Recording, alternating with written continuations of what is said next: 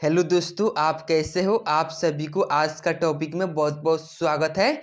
तो गाइस, आज का जो टॉपिक होगा भारत की राष्ट्रीय आय से 50 PYQ क्वेश्चन है, जो कि एग्जाम में पूछा हुआ क्वेश्चन है और ये क्वेश्चन आपके लिए बहुत ही इम्पोर्टेंट है। अगर आप कोई भी कॉम्पिटिटिव एग्जाम का तैयारी करते हैं तो ये क्वेश्चन आपके लिए बहुत ही इम्पोर्टेंट है, क्योंकि यहाँ से हर एक एग्जाम में एक दो क्वेश्चन बनता है। तो गाइस, आपका फर्स्ट नंबर क्वेश्चन है, किस राज्य की प्रति व्यक्ति आय सबसे अधिक है। तो फर्स्ट का आंसर हो जाएगा आपका ऑप्शन ए हो जाएगा, सबसे अधिक गोवा राज्य की प्रति व्यक्ति आय सबसे अधिक है। तो फर्स्ट का आंसर हो जाएगा आपका ऑप्शन ए। 2 नंबर क्वेश्चन है, भारत की राष्ट्रीय आय अनुमानित होती है। तो 2 का आंसर हो जाएगा आपका ऑप्शन सी हो जाएगा, भारत की राष्ट्रीय आय केंद्रीय सांख्यिकी संगठन द्वारा अनुमानित होती है। तो 2 का आंसर हो जाएगा आपका ऑप्शन सी। 3 नंबर क्वेश्चन है, राष्ट्रीय आय है। तो 3 का आंसर हो जाएगा आपका ऑप्शन बी हो जाएगा, उत्पादन लागत पर निव्वल राष्ट्रीय उत्पाद राष्ट्रीय आय है। तो 3 का आंसर हो जाएगा आपका ऑप्शन बी। 4 नंबर क्वेश्चन है, केंद्रीय सांख्यिकी संगठन की स्थापना कब हुई थी। तो 4 का आंसर हो जाएगा आपका ऑप्शन बी हो जाएगा, केंद्रीय सांख्यिकी संगठन की स्थापना 1951 ईस्वी में हुई थी। तो 4 का आंसर हो जाएगा आपका ऑप्शन बी। 5 नंबर क्वेश्चन है, देश में राष्ट्रीय न्याय दर्श की स्थापना कब हुई। तो 5 का आंसर हो जाएगा आपका ऑप्शन बी हो जाएगा, 1950 ईस्वी में, जो कि राष्ट्रीय न्याय दर्श की स्थापना हुई थी, यानी NSSO की। तो 5 का आंसर हो जाएगा आपका ऑप्शन बी। 6 नंबर क्वेश्चन है, जैसे जैसे अर्थव्यवस्था विकसित होती है राष्ट्रीय आय में तृतीय क्षेत्र का योगदान बढ़ता जाता है। तो 6 का आंसर हो जाएगा आपका ऑप्शन सी। 7 नंबर क्वेश्चन है, वर्तमान में भारत की राष्ट्रीय आय में किस क्षेत्र का सर्वाधिक योगदान है। तो 7 का आंसर हो जाएगा आपका ऑप्शन डी हो जाएगा, वर्तमान में सेवाएं की, जो कि यह सेवाएं जो है इसका राष्ट्रीय आय में योगदान सर्वाधिक है। तो 7 का आंसर हो जाएगा आपका ऑप्शन डी। 8 नंबर क्वेश्चन है, योजना काल में राष्ट्रीय आय में किस क्षेत्र का योगदान घटा है। तो 8 का आंसर हो जाएगा आपका ऑप्शन सी हो जाएगा, योजना काल में राष्ट्रीय आय में कृषि क्षेत्र में इसका राष्ट्रीय आय घटा है। तो 8 का आंसर हो जाएगा आपका ऑप्शन ए। 9 नंबर क्वेश्चन है, भारत की राष्ट्रीय आय का मुख्य स्रोत है। तो 9 का आंसर हो जाएगा आपका ऑप्शन बी हो जाएगा, भारत की राष्ट्रीय आय का मुख्य स्रोत सेवा क्षेत्र है। तो 9 का आंसर हो जाएगा आपका ऑप्शन बी। 10 नंबर क्वेश्चन है, भारतीय आय में सर्वाधिक योगदान है। तो 10 का आंसर हो जाएगा आपका ऑप्शन बी हो जाएगा, भारतीय आय में सर्वाधिक योगदान विनिर्माण क्षेत्र का है, मतलब इन तीनों में सबसे ज्यादा विनिर्माण क्षेत्र का है। तो 10 का आंसर हो जाएगा आपका ऑप्शन बी। 11 नंबर क्वेश्चन है, स्वतंत्रता के बाद की समय अवधि के लिए राष्ट्रीय आय अनुमानों को किस श्रृंखला के अंतर्गत रखा गया था। तो 11 का आंसर हो जाएगा आपका ऑप्शन बी डी हो जाएगा, इनमें से सभी श्रृंखला के अंतर्गत राष्ट्रीय आय को रखा गया था स्वतंत्रता के बाद, जो कि ए में आपका है परंपरागत श्रृंखला, आपका ऑप्शन बी में है पुनरीक्षित श्रृंखला, और सी में है आपका नवीन श्रृंखला। तो 11 का आंसर हो जाएगा आपका ऑप्शन डी। 12 नंबर क्वेश्चन है, स्वतंत्रता के पश्चात देश की राष्ट्रीय आय का अनुमान लगाने के लिए भारत ने राष्ट्रीय आय समिति की स्थापना कब की थी। तो 12 का आंसर हो जाएगा आपका ऑप्शन ए हो जाएगा, 4 अगस्त 1949 ईस्वी को, जो कि स्वतंत्रता के बाद राष्ट्रीय आय का अनुमान लगाने के लिए राष्ट्रीय आय समिति की स्थापना की गई थी 4 अगस्त 1949 ईस्वी में। तो 12 का आंसर हो जाएगा आपका ऑप्शन ए। 13 नंबर क्वेश्चन है, स्वतंत्रता पूर्व भारत की राष्ट्रीय आय के संबंध में किसने अनुमान लगाए थे। तो 13 का आंसर हो जाएगा आपका ऑप्शन सी हो जाएगा, नौरोजी, दादा भाई नौरोजी व शिवराज ने, जो कि इन लोगों ने स्वतंत्रता के पूर्व भारत की राष्ट्रीय आय के संबंध में अनुमान लगाए थे। तो 13 का आंसर हो जाएगा आपका ऑप्शन सी। 14 नंबर क्वेश्चन है, 1949 में गठित राष्ट्रीय आय समिति का अध्यक्ष कौन थे? तो 14 का आंसर हो जाएगा आपका ऑप्शन बी हो जाएगा पीसी माहौल बोनिस, जो कि यह 1949 में गठित राष्ट्रीय आय समिति का अध्यक्ष थे, पीसी माहौल बोनिस। तो 14 का आंसर हो जाएगा आपका ऑप्शन बी। 15 नंबर क्वेश्चन है, हिंदू वृद्धि दर किससे संबंधित है? तो 15 का आंसर हो जाएगा आपका ऑप्शन बी हो जाएगा राष्ट्रीय आय से हिंदू वृद्धि दर संबंधित है। तो 15 का आंसर हो जाएगा आपका ऑप्शन बी। 16 नंबर क्वेश्चन है, भारत में राष्ट्रीय आय की गणना में किस विधि का प्रयोग किया जाता है? तो 16 का आंसर हो जाएगा आपका ऑप्शन सी हो जाएगा उपयुक्त दोनों, जो कि उत्पत्ति गणना विधि और आय विधि के आधार पर जो भारत में राष्ट्रीय आय की गणना की जाती है। तो 16 का आंसर हो जाएगा आपका ऑप्शन सी। 17 नंबर क्वेश्चन है, ड्रेन का सिद्धांत किसने प्रतिपादित किया था? तो 17 का आंसर हो जाएगा आपका ऑप्शन बी हो जाएगा दादा भाई नौरोजी ने ड्रेन का सिद्धांत प्रतिपादित किए थे। तो 17 का आंसर हो जाएगा आपका ऑप्शन बी। 18 नंबर क्वेश्चन है, 1867-68 में भारत में प्रति व्यक्ति आय 20 रुपया थी, यह सर्वप्रथम अभिनिश्चित किया। तो यह सर्वप्रथम अभिनिश्चित दादा भाई नौरोजी ने किए थे। तो 18 का आंसर हो जाएगा आपका ऑप्शन डी। 19 नंबर क्वेश्चन है, भारत में चालू मूल्यों पर प्रति व्यक्ति न्यूनतम आय वाला राज्य है। तो 19 का आंसर हो जाएगा आपका ऑप्शन ए हो जाएगा बिहार राज्य, जो कि यह चालू मूल्यों पर प्रति व्यक्ति न्यूनतम आय वाला बिहार राज्य है। तो 19 का आंसर हो जाएगा आपका ऑप्शन ए। 20 नंबर क्वेश्चन है, भारत में राष्ट्रीय आय का आकलन सबसे पहले किसने किया था? तो 20 का आंसर हो जाएगा आपका ऑप्शन ए हो जाएगा दादा भाई नौरोजी ने, जो कि यह व्यक्ति भारत में राष्ट्रीय आय का आकलन सबसे पहले किए थे, दादा भाई नौरोजी ने। तो 20 का आंसर हो जाएगा आपका ऑप्शन ए। 21 नंबर क्वेश्चन है, भारत में राष्ट्रीय आय की सही जनगणना में कौन सी समस्या सामने नहीं आती है? तो 21 का आंसर हो जाएगा आपका ऑप्शन ए हो जाएगा पर्याप्त एवं सही सांख्यिकी विधियों की कमी है, जो कि भारत में राष्ट्रीय आय की सही जनगणना में समस्या सामने आती है। तो यह समस्या पर्याप्त एवं सही सांख्यिकी विधियों की कमी है, यही समस्या सामने आती है। तो 21 का आंसर हो जाएगा आपका ऑप्शन ए। 22 नंबर क्वेश्चन है, भारत में राष्ट्रीय आय की सही जनगणना में आने वाली एक कठिनाई है। तो 22 का आंसर हो जाएगा आपका ऑप्शन ए हो जाएगा यहाँ पे अमौद्रिक क्षेत्र का अस्तित्व, जो कि यह भारत में राष्ट्रीय आय की जनगणना में आने वाली कठिनाई है। तो 22 का आंसर हो जाएगा आपका ऑप्शन ए। 23 नंबर क्वेश्चन है, वर्तमान में राष्ट्रीय आय समंकों के गणना किस आधार वर्ष पर की जा रही है? तो 23 का आंसर हो जाएगा आपका ऑप्शन डी हो जाएगा 1904 से 5 के वर्ष के आधार पर की जा रही है। तो 23 का आंसर हो जाएगा आपका ऑप्शन डी। 24 नंबर क्वेश्चन है, भारत की राष्ट्रीय आय की गणना किस आधार पर की जाती है?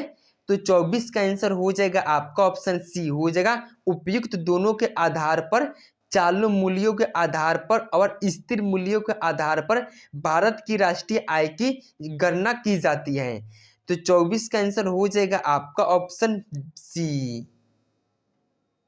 25 नंबर क्वेश्चन है, दादा भाई नौरोजी ने अपने धन का पलायन सिद्धांत का किस पुस्तक में वर्णन किया है?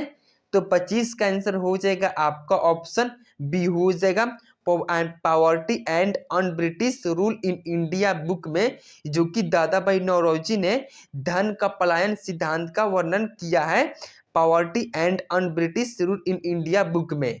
तो 25 का आंसर हो जाएगा आपका ऑप्शन बी।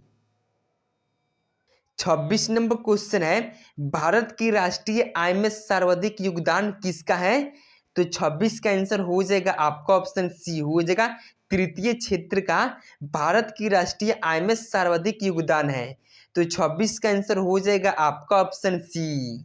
27 नंबर क्वेश्चन है, भारत की राष्ट्रीय आय में सबसे कम किस क्षेत्र का योगदान सबसे कम है?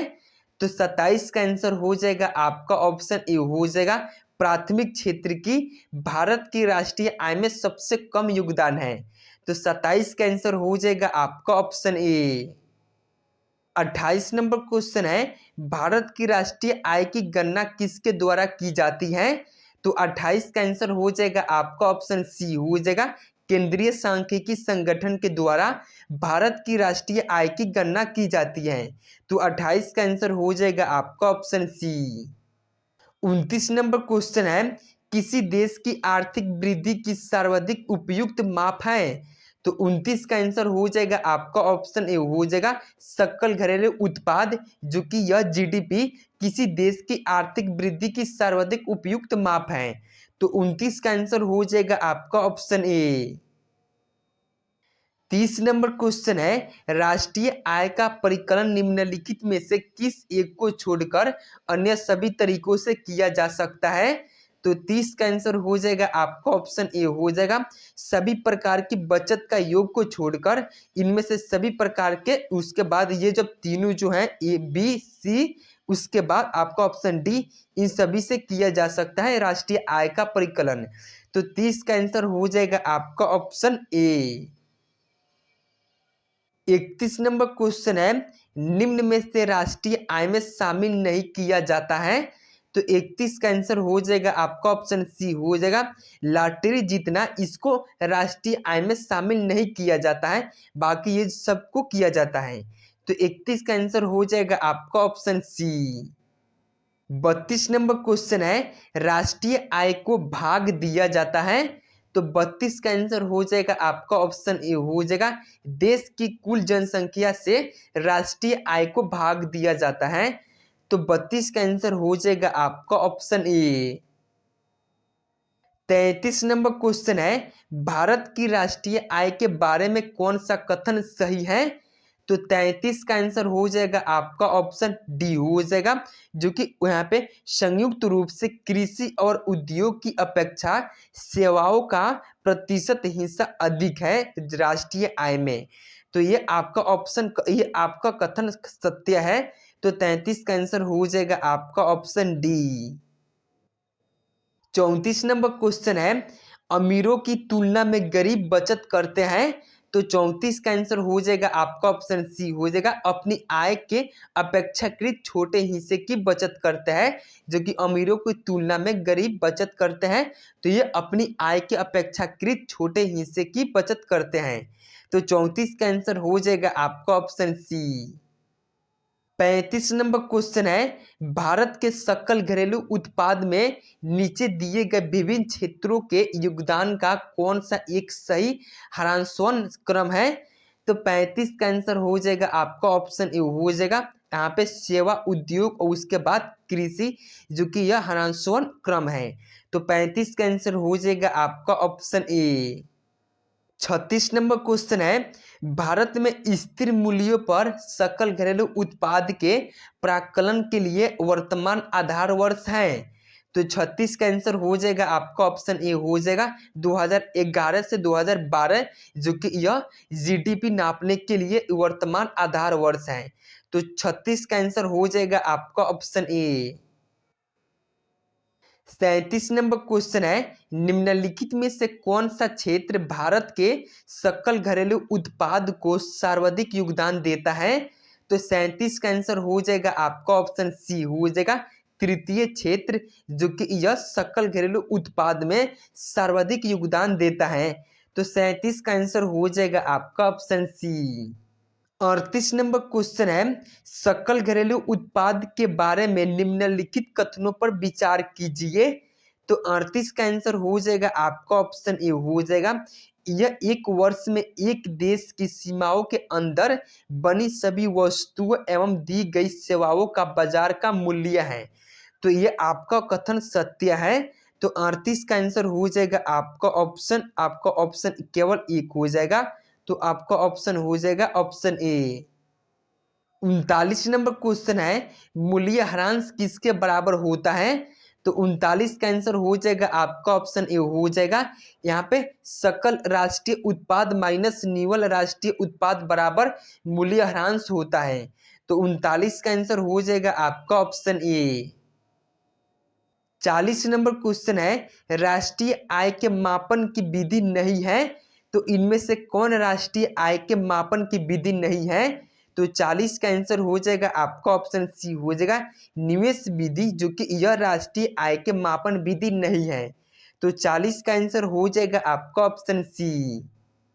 41 नंबर क्वेश्चन है, कौन सी पद्धति राष्ट्रीय आय आकलन की पद्धति नहीं है? तो 41 का आंसर हो जाएगा आपका ऑप्शन सी हो जाएगा। यहाँ पे मौद्रिक पद्धति, जो कि यह राष्ट्रीय आय आकलन की पद्धति नहीं है। तो 41 का आंसर हो जाएगा आपका ऑप्शन सी। 42 नंबर क्वेश्चन है, राष्ट्रीय आय निकालने के लिए एनएनपी में से किसे घटाया जाता है? तो 42 का आंसर हो जाएगा आपका ऑप्शन ए हो जाएगा, राष्ट्रीय आय निकालने के लिए एनएनपी में से प्रत्यक्ष कर को घटाया जाता है। तो 42 का आंसर हो जाएगा आपका ऑप्शन ए। 43 नंबर क्वेश्चन है, जीएनपी से एनएनपी निकालने के लिए निम्न में से किसको घटाया जाता है? तो 43 का आंसर हो जाएगा आपका ऑप्शन ए हो जाएगा।